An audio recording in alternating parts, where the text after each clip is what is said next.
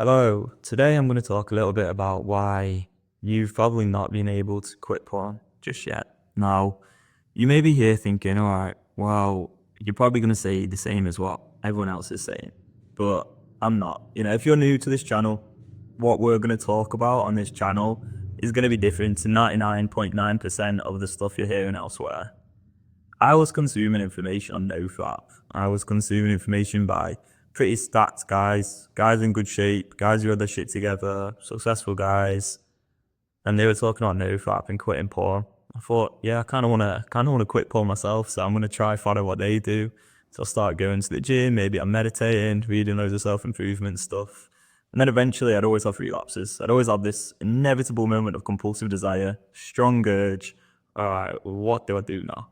And I just sort of resist it, go on walks, go for a run, stay busy, do all these things to try and manage and control my addiction. Eventually I'd snap, go back to porn. I'd be binging, edging, oh, this is the last time, I'm never going to do it again. Relapse completely. Next day, shit, day one.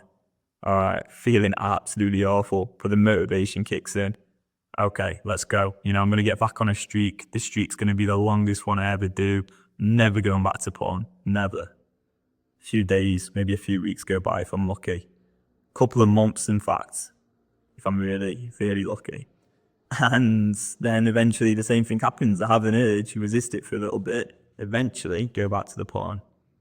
Just round and round and round in this cycle, feeling like I'm doing everything right, and yet I've still got the problem.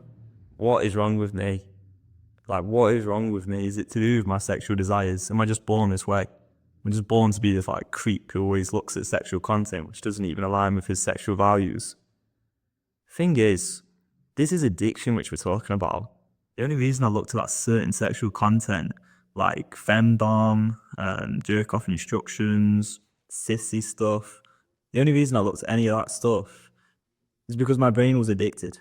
And if you think about someone who maybe starts out with some sort of pretty casual drugs, they keep on taking drugs, they're probably going to get down the road into some pretty heavy stuff, if they are addicted. And I was addicted to porn.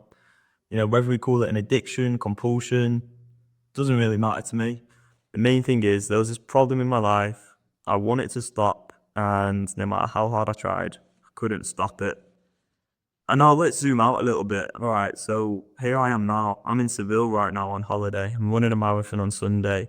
My girlfriend's about checking into the apartment. Got friends out here as well. Life is completely different. I don't even think about porn. I've not had an urge for porn in months and months. Life's good. It's completely different now. And the reason I've managed to get here is because I actually started to deal with the one problem, the real core problem. That is the inevitable moment of compulsive desire.